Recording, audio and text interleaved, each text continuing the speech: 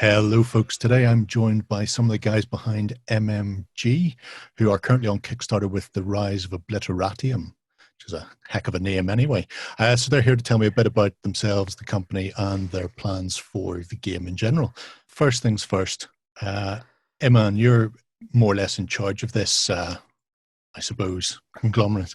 You've launched the Rise of Obliterarium, which is a large-scale fantasy game. It's a fairly hefty large-scale as well. What sort of size do you put these at? Because I was trying to work out whether they were 75 or 90 mil. They are big figures. Actually, we want to change the type of the size of the miniature because I play a lot of time the board game, and I spoke with the team and said, guys, let's just change the size. We want to have a big scale miniature. So Sam or Matt can explain the game system, how we can use them. Yeah, sure. Yeah. So I'm Sam Mercer, and with Matt Green, we are game designers. Iman approached us. He said, "Hey, listen, I've got these miniatures. I like them. They need a game. Can you do one?" So we've done a few games previously, and we thought, yeah, well, send your miniatures along. We'll see. We'll see what they're like, you know. And he sends them along, and they're huge, they're massive, and they're just super exotic. I used to play Warhammer quite a lot, various other miniature games, and it seemed to me that the miniatures had a very different, like, exotic feel compared to normal. They weren't chunky, holding a shield, angry face, all in the same pose. They were very diverse, very different. They looked like they'd all been made from different sculptors, and it was just like quite enthralling, actually. And I was speaking with Matt about it, and we were like, with miniatures this interesting, we're going to need to make a really interesting game that kind of follows, because there's no point making a standard run-of-the-mill game for some really beautiful miniatures. We need to show them off, basically.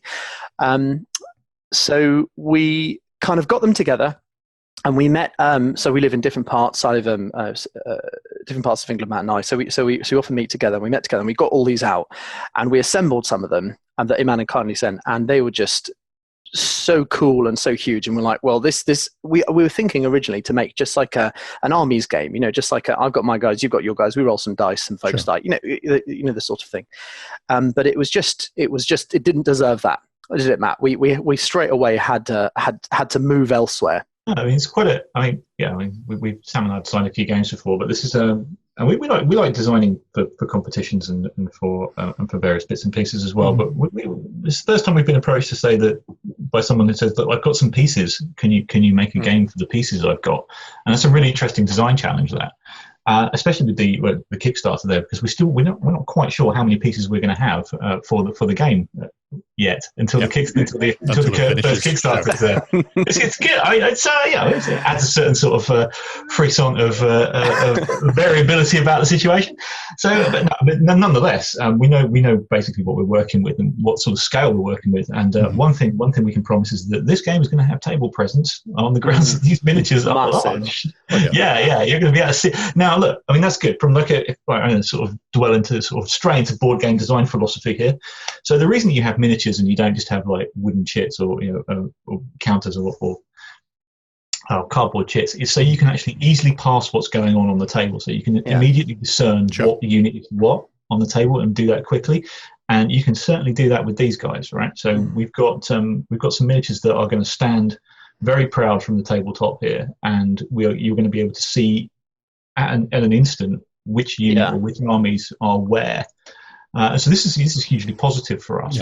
So we can work with that and go, okay, so these are the things these components are going to do well from the outset. So what sort of game would suit that sort of situation?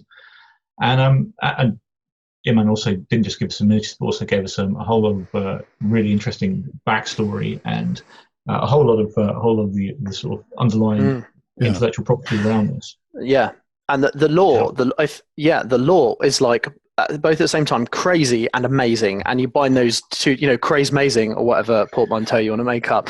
But it was just really quite exciting, because normally for making a game, if you speak to a publisher, and I hope I'm not treading on anyone's toes here, but it's like, we need a slot to fill. We need a co-op game for 2 players. It lasts 20 minutes and it's got animals in front or something like that. They have a product hole to fill. but that was absolutely not the case with Iman's the miniatures that he sent over. So you add this to this quite in-depth background of lore, actually. And one of the most heinous crimes you can do, if there's an established law, is either disregard it or not take it seriously. Because the reason that this particular miniature is designed in this beautiful way and has 2 pairs of wings is quite established. Yeah. And if you kind of throw that in the mud, you're losing a huge important part of it. So with the lore, we spent quite a lot of time just going through, like thinking, oh, maybe there's a space there in the lore. Maybe the game could be kind of pushed this sort of way. Mm-hmm. Or if overall, for example, the lore's about a clash of nations. Well, that's a really lovely start for a type of game that is about clashing with nations in this particular way. Or there's a lore where it specifically mentions a named god in the lore universe, or it specifically mentions a king or a queen. Well, that god or king or queen now needs to be part of the game, and we need to construct the gameplay around that the fact that there is going to be a named god somewhere. And that's like Matt said, it's a very interesting design challenge, and we do this for fun a lot of the time. So it's actually quite a fun way to start designing a game. Well, speaking then of the lore, the Rise of Obliterarium is technically, I suppose, post-apocalyptic. Mankind has been wasted off the face of the earth. It was only a matter of time, I suppose. And we had it coming. In response, there are 4 very distinct clans or species that have moved in to supplant humanity, and they've taken on very interesting backstories, I suppose, based on where they come from. The way I was looking at it was, if a race has developed from cats in and around Egypt, then whatever mankind has left behind is going to be, blasted away in so little time. Whereas we have these ancient monuments that have survived for millennia and will probably outlast most of our glass and steel. And so they've picked up those civilizations, those themes from the area that they've evolved in, and they view those as gods. So there are 4 clans. And if we start off, I suppose, with the Avians, or Avian, not sure how you want to pronounce it. It's one of my favorite of the clans. And they are sort of Mesoamerica. So who wants to tell me a bit about these guys? They live in the South America. They have a culture from the Aztec. Mm-hmm. So the whole story is about, just as you say, the human just disappeared for 1,000 years, and the animals took the culture where they found it. I can explain the whole story is about something magical in the center of the continent. So every races try to capture that thing. Mm-hmm. So they fight to each other. They don't want to have the allies with each other, just they want to capture that mystical thing. It's kind of like I'm thinking of, when I'm designing a game, like a reverse Pangea.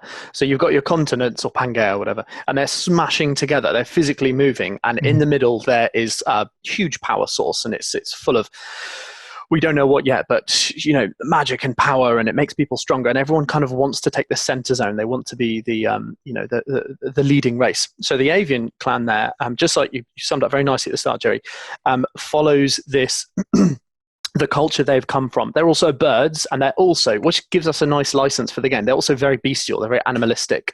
So what do animals do? Well, they fight for territory is one of the many things they do. So it gives us a nice, I don't want to say excuse, but a nice kind of law to, like, right, let's have a fight because we want to be the guys in charge, or whatever the race we're playing wants to be in charge. And the birds exhibit really interesting real world local history from Aztecs and Mesopotamian stuff. So when we were presented with these miniatures, and it's like, okay, what are they? Is it a dude with an axe? What? Yeah, I've seen dudes with that. No. These guys are actual. They display stuff from previous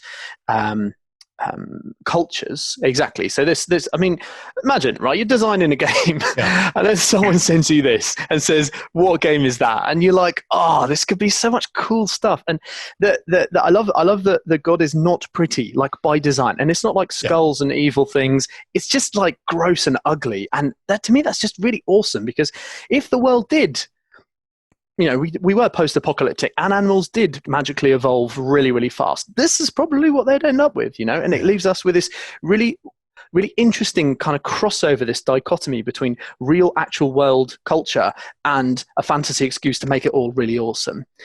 So the birds are the avians are one of my favorites.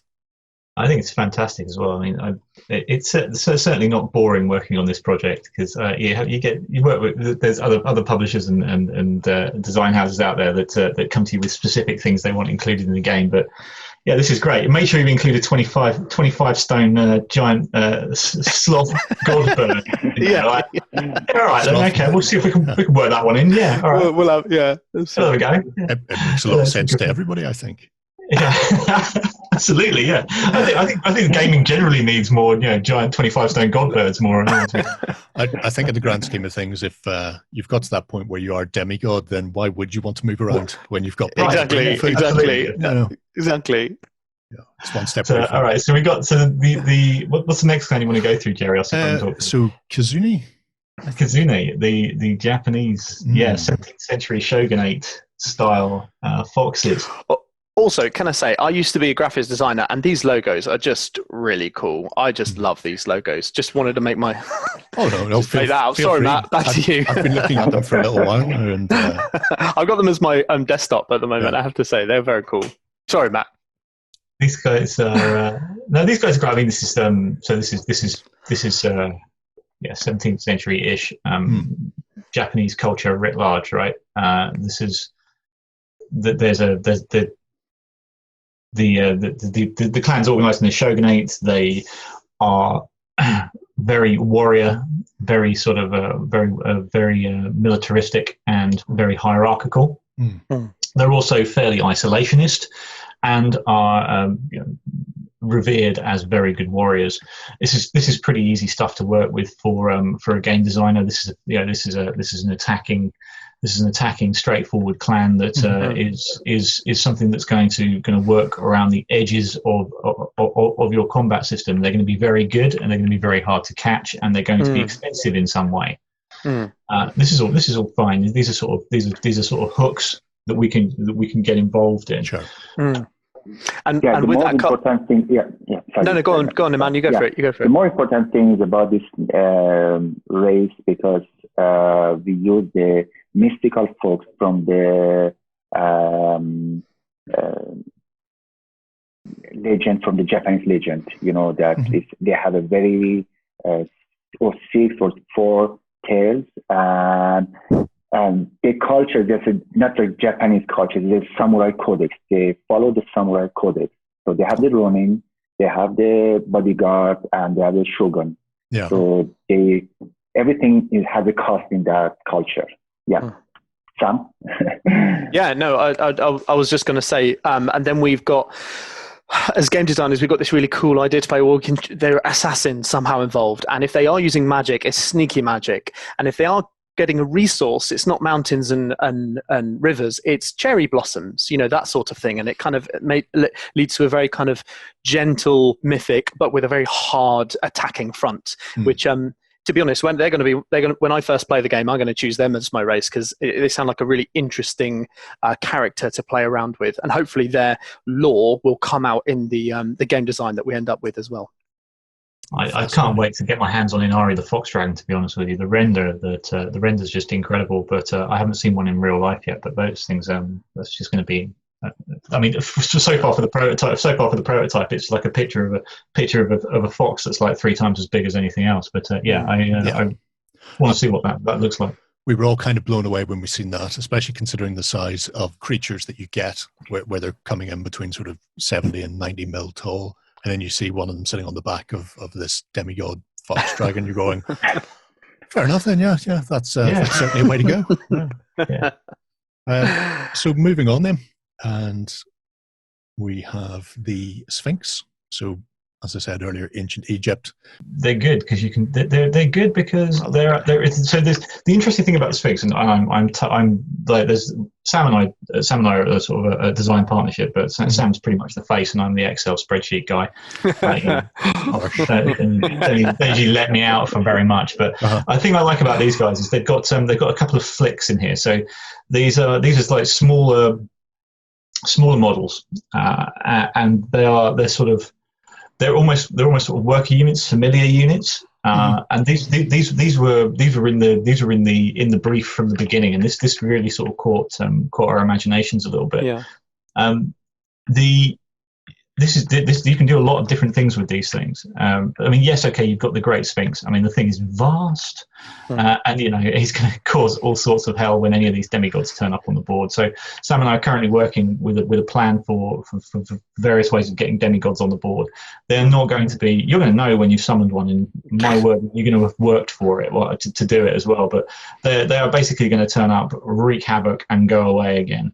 In fairly short order, but the more interesting thing is the diversity of units, particularly within the Sphinx. That you can have quite a lot of different scale units working here for a clan which is quite information based. They're very heroic. They like conquest and whatever else, but equally they have quite a defined worldview that looks for law and order, or certainly order at least, if not quite. Even if law is slightly more flexible.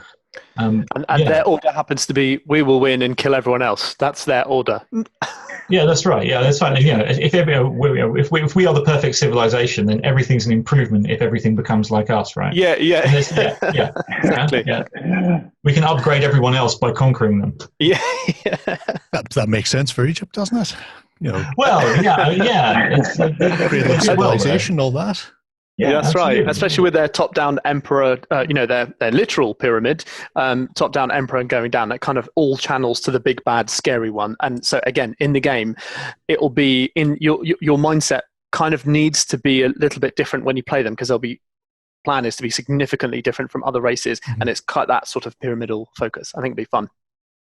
I say cradle of civilization.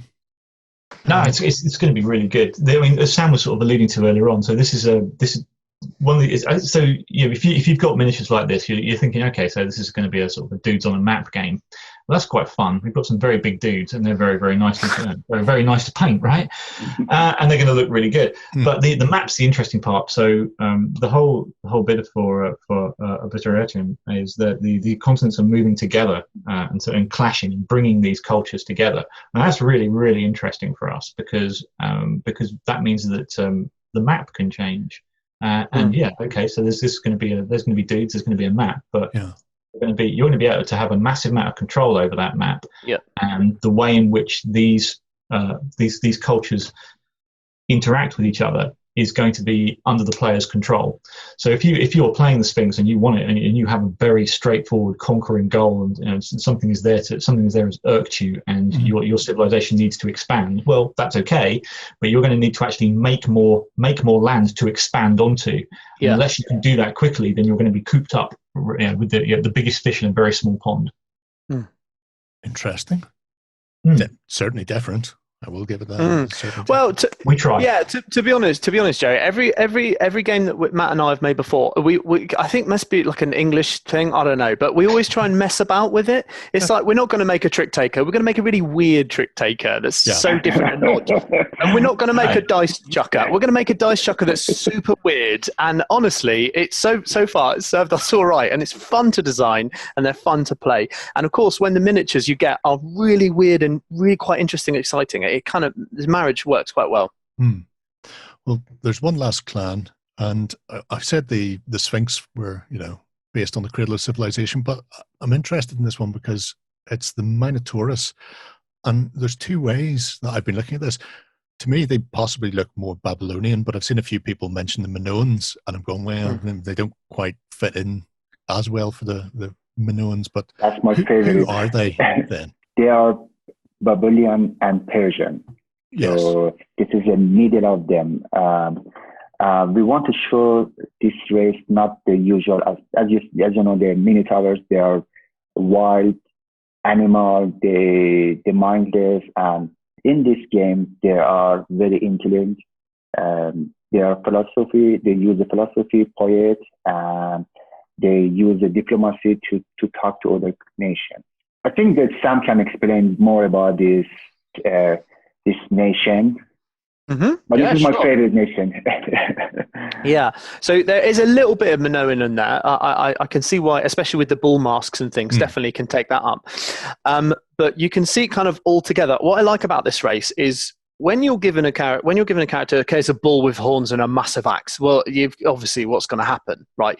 But again, this to follow again from the culture that they've kind of picked up from where the place they've evolved from, that they're picking up this culture of kind of almost a little bit of Greek kind of law and order, and kind of, you know, we have rules and we have regulations, and we're designers, we're philosophers, we're poets. So there's kind of like a little bit of a mixture there, where it's one of all of them so far, I'd probably say these guys are the least barbaric and look the most barbaric. If you kind of see what I'm saying, again, because we like making stuff weird.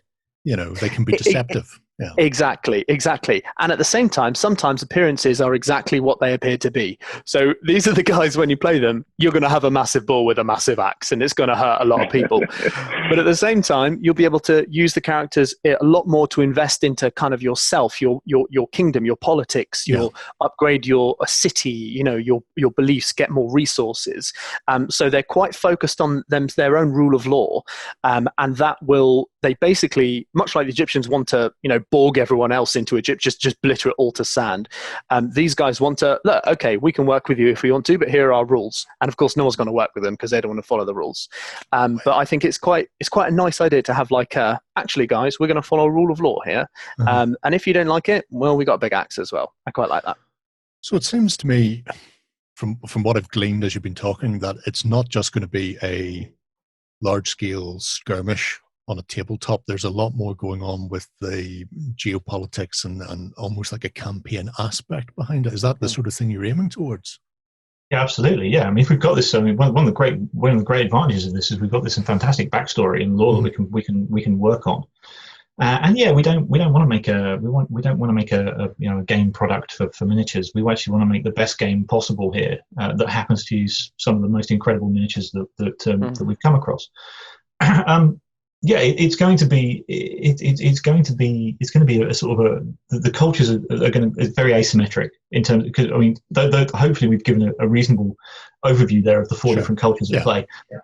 So it's going to be pretty asymmetric, but in that we're trying to design a system wherein we can bring these cultures together and bring it after you finish playing it, after you finish playing the first game, you go, okay, so this is very cultures have definitely clashed here. I've seen, you know, there has been violence, and somebody has come out the winner. But yes, we're trying to get a view of doing some sort of campaign setting here, in as much as one of these games will bring you to one point, but playing 6 of these games in series will bring you to a very different point. So playing 1 2-hour game is a great way to pick this up and a great way to learn it. That's fine, but you're not going to see a demigod probably. But in order for you to summon a demigod, you're going to have to play a few of these games in series and build up enough power to drop a demigod down, game 4, 5, or 6, or whatever else. But the games are going to be harder for that as well. So we've got a sort of sliding power scale up there, depending upon how you want to do it. So if you want to approach this to play a one-shot game for 2.5 hours, that's fine. We can accommodate that. That's okay. If you want to play a 6-hour game, that's fine as well. We can do that. You're going to play a much longer game, or you're going to play 3 2-hour games. In order to do that, depending upon the end point you want to reach. Yeah. What sort of real estate are you talking about taking across? Are you seeing this being played out on a 3x3, which I know is very popular these days, or would it be a large a full-on 6x4 table, or is it something that you think may be scalable? Matt, how big is the map? it's going to be dining room table here. Like, it's going to be games table. Like, you're not. With the best will in the world, right? You're playing with like 75, 90 mil, 140 mil figures. Yeah, right? This is going to require its own postcode when it's fully set up for a It's going to be it's definitely a hobbyist game, Jeremy. Definitely a hobbyist game. Certainly, yeah. Certainly is here. That's it. No, that's it.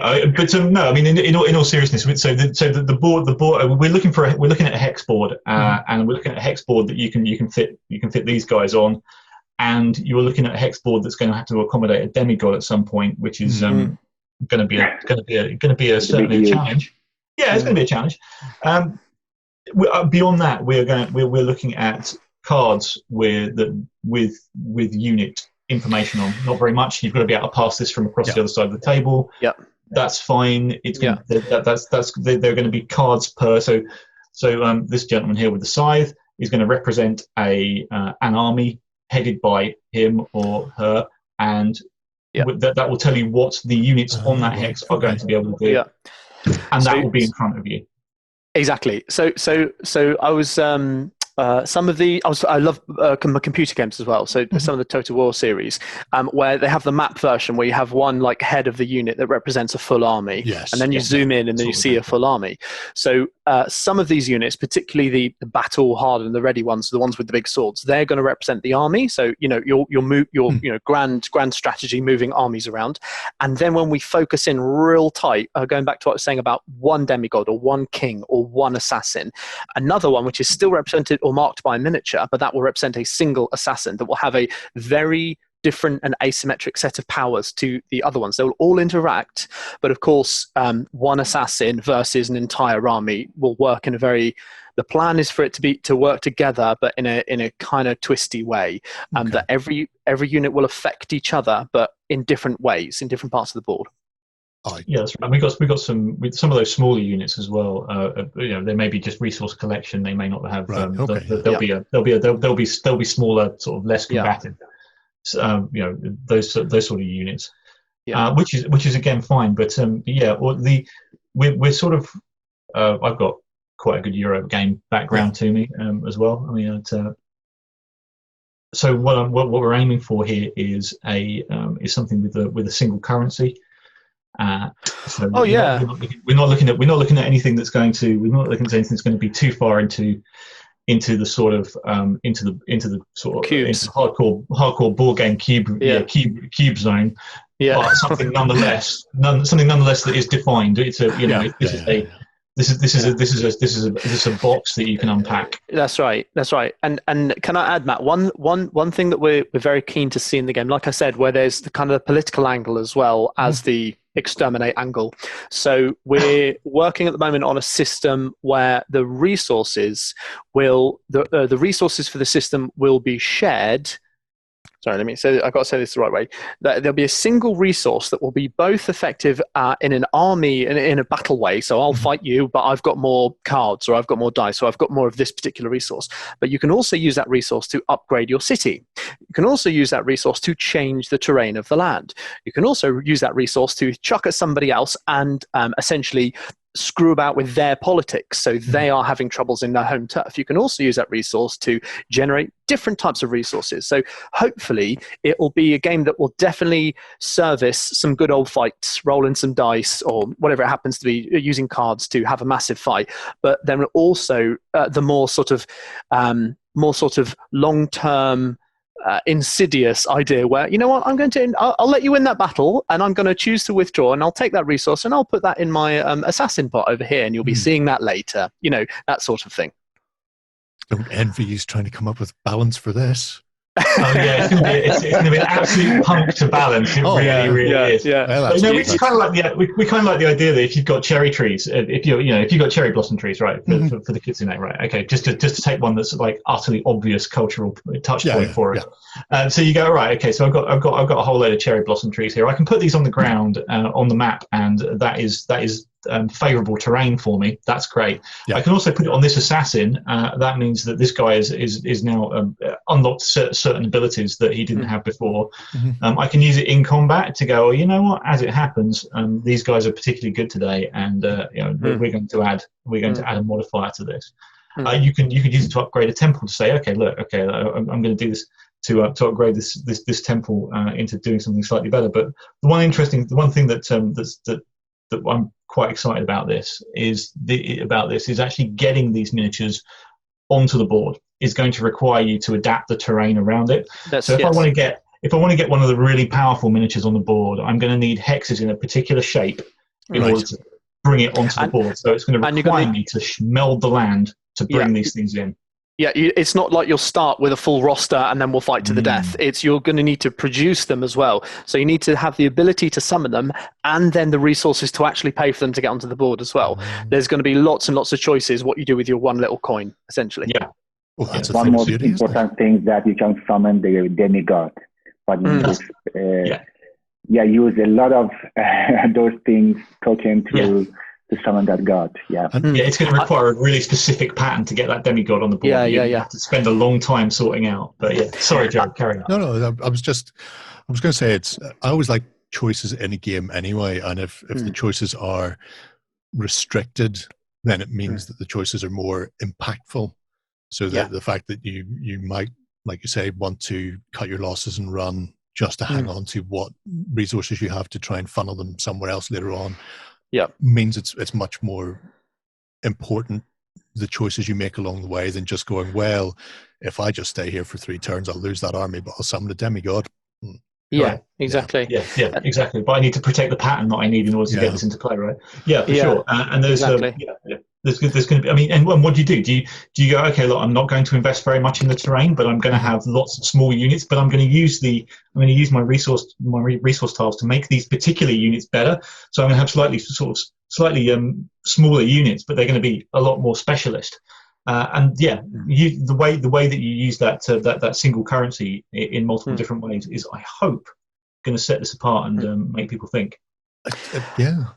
It's certainly going that way for me at the moment, anyway. Can I spoil one little bit, Matt? I know we've not quite agreed on this yet, but I'm really excited. One little bit is this idea of the rage track. Do you remember we were talking about that for the Sphinx, Matt?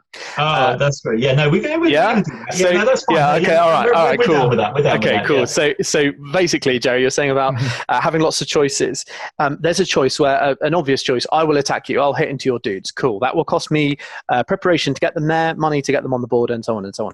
However, especially if you're against, let's say, the Sphinx, who have a bit of a bug up themselves about being, hang on a minute, we're more powerful than you. We are the number one emperors around here. Thank you very much. If you attack them, the current plan is that they'll lose their miniatures if you do it so well, and you'll gain your space and you'll gain your position. You'll be in a better army position, but they will also build in rage, because no one can insult us, and if you insult us and kill us enough, that means that our god, our demigod, will choose this time as fit to come down and wreak havoc. So the idea is they, at least then, will have this rage track where if you attack them, sure, you might win, but they then start building up their own special resource. And once you attack them a certain amount of times, they can cash that resource in to go, huge, massive miniature on the table. Right, now you've been bullying me this whole time. Let's see how you fare now. Ooh, don't antagonize them. Don't poke exactly. Don't poke the cat, I suppose. This is kind of interesting in as much as you can. That gives us another variable. So the cultures working in a different way are going to be, some are. I mean, you're probably not going to get the Minotaurists are going to be like, okay, that's fine, but we will go away and we will outthink our opponents on this one, and they're not going to get they're not going to be swift to anger, whereas others may be. Exactly. Which gives us an interesting way of looking at spending that spending that track. And because Matt and I are, board game designers, or at least our history is in that everything needs to be a resource. Everything, even losing, is a resource. You think, should I lose? Because actually that will make me win next turn. And then there's the branches get bigger and bigger. It should just be an option, right? Yeah, for sure. It all sounds absolutely fantastic. So at the moment there are 4 clans planned or existing. is the idea to expand into other areas, or is it just going to be expanding the depth of the 4 clans that exist? We have a plan. We have a plan to release 2 or 3 other nations. But at the moment, it's a secret. But we have a European. We have a lot of new models. They are very nice. As even you check, you can see the Minotaur is the last race we designed. So as we see, the design is completely different, and now we develop and just doing better and better. So we have a lot of plan for that. The purpose of because we are the gamer, I'm the gamer, everybody just in our team, they are gamer, and we wanted to not to do the similar game, the like elf, goblin, and undead and something. Sure. We want to do something different. So this is the first project, and we just showed the miniatures, but the game is going to be completely different. I think it's safe to say that you have picked something very, very different indeed from the usual elf and goblin. I'm just going to throw it out there. Irish mythology is just awash with madness, so it's probably best to stay clear of that.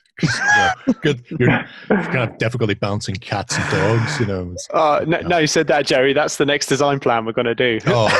You'll get sucked into Irish myth, and that'll be terrible.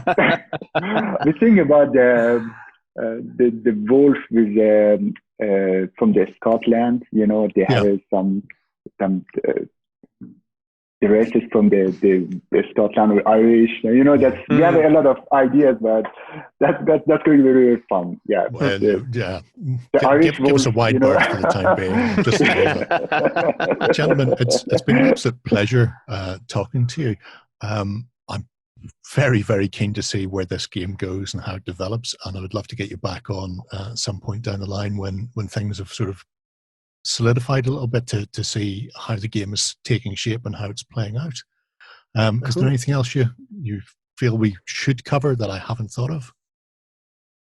I think it's there. I mean, the game kind of. I mean, when does the game ever really exist? I mean, publishing a game is just one part of its life cycle, right? And it continues past that. But so at the moment, we have a lot of hex paper, and we have a lot of counters with Sharpie marker all over it, and we know roughly where we want to go with this. But as you rightly point out, Jerry, it is going to be a challenge. Yeah. To balance this one up. Yeah. Well, the general system is there, and Sam and I generally just make systems because we kind of like that. It's going okay. So if you pull these levers, this happens. Like that seems fun. Let's do that. And then just fitting the rest of this onto it, and then just working out how the levers pull is going to be the fun part. And let's see how this first Kickstarter goes. We'll get the components out, and then we'll really start to sort of leverage it into prototypes and get back on here and show it you in its full glory. We'll get you on the playtest team, Jerry. Oh, I would love to do that. Sounds like you're volunteering to make a playtest set up there, Sam. That's right. Let's go. Well, Sam, Matt, Iman, it's been an absolute pleasure. Thank you very much. Speak to you again nice soon, to meet you as well. If anybody has any questions for the team, if you want to drop it below this video, and I'll see if I can pass it along to them and see whether or not we can make their heads ache by asking how we're going to fit in. I assume Vikings will appear at some point, possibly some hairy bears from the north of Russia. Who knows? But for now, we're going to move on. Bye-bye. Go ahead and check out our other content on screen now. And while you're at it, why not hit subscribe and remember to ding our dong. Go on, you know you want to click it. Go on.